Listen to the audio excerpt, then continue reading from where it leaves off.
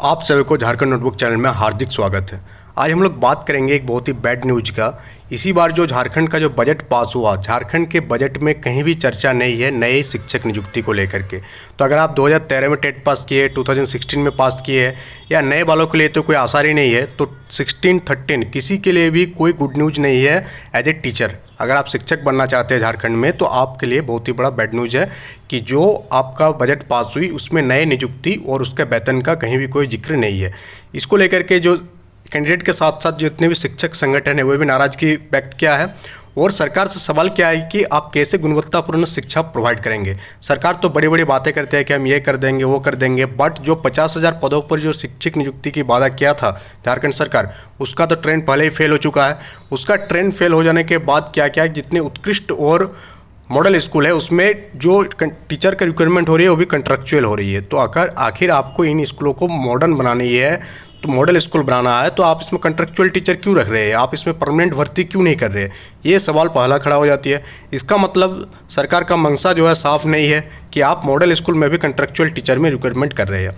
दूसरा बात कि झारखंड के जो विद्यार्थी जो आज पढ़ लिख कर बीएड करके डीएलएड करके टेट पास करके बैठे हुए हैं, उन लोगों के साथ साथ उनका जो हम लोगों का जो आने वाले आगे पीढ़ी है उनका उन सभी का भी भविष्य बर्बाद करने का एक पूरा पुख्ता बिल्डिंग तैयार कर रहा है।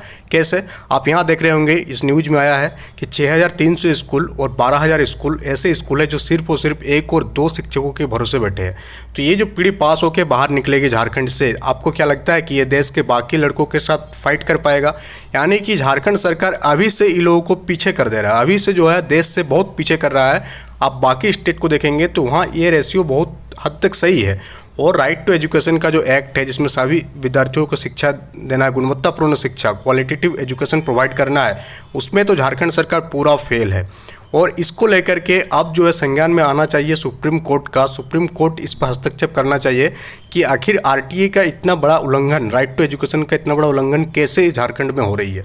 आप देख पा रहे हो कि 7 साल से कोई शिक्षक नियुक्ति नहीं हुई है, कोई टेट का आयोजन नहीं हुई है। 2023 आने वाली है, 2023 पार भी हो जाएगा, अभी तक कोई भी टेट के लिए ना नोटिफिकेशन निकला है, ना तो सिलेबस जारी हुआ डिटेल्स में कि अब कोई कैलेंडर जारी किया। यानी झारखंड सरकार के पास शिक्षकों के नियुक्ति को लेकर कोई प्लान है ही नहीं। तो अगर आप शिक्षक नियुक्ति का तैयारी के भरोसे अपना भविष्य को बैठे हुए हैं तो आप सचेत हो जाइए, क्योंकि हो सकता है कि आपको उम्र पार हो जाए तब तक और आपको शिक्षक नियुक्ति में शामिल ही ना होने दिया जाए। ये भी हो सकती है, झारखंड कुछ भी नहीं कहा जा सकता है। और फिर वैकेंसी अगर आएगी भी तो उसमें भी 2-3 साल का लफड़ा यहाँ पर लिख के ले लीजिए, लफड़ा होने वाली है। तो इस हिसाब को ध्यान में रखते हुए अभी जो भी वैकेंसीज जैसे जेएसएससी वगैरह का वैकेंसीज आने वाली है, जैसा लग रहा है सीजीएल वगैरह का जो कैंसिल हुआ था, टोटल 12 नियुक्ति प्रक्रिया, तो वह सारे शुरू हो सकती है। और हो सकती है कि इसमें ज़्यादा कम पहले हो जाए, यानी कि जेटेट के पहले आपका जेएसएससी सीजीएल 10+2 वाला ये सारे वैकेंसीज को पहले लिया जाए। तो आप इन सारे वैकेंसीज की तैयारी में भी जुट जाइए और जेटेट को साइड में रखिए। अभी जेटेट का थोड़ा थोड़ा तैयारी करते रहिए आप, बट आप जेटेट के भरोसे बैठ कर नहीं रह सकते।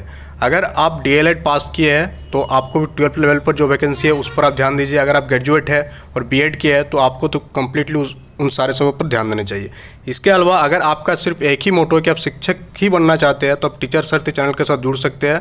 वहाँ पर DSSB वगैरह का तैयारी चल रही है। टीचर सारथी भी झारखंड नोटबुक का ही एक चैनल है जहाँ डिटेल्स में जो है कंप्लीट सेंट्रल गवर्नमेंट के टीचर का तैयारी करवाया जाता है। वही झारखंड नोटबुक चैनल को हम बनाए थे ताकि झारखंड के विद्यार्थियों को हेल्प कर सके। बट यहाँ का जो स्थिति है, रणनीति है, कोई भी रणनीति सफल नहीं होती है। विद्यार्थी यहाँ पर भटकते हैं और दर दर भटकते रहते हैं। अभी जो नियुक्ति प्रक्रिया चल रही थी 1 साल तक, उसका लिए विद्यार्थियों को तैयारी करवाया और फिर कोई उसका माई बाप नहीं है कि अब कब होगा और कब नहीं होगा।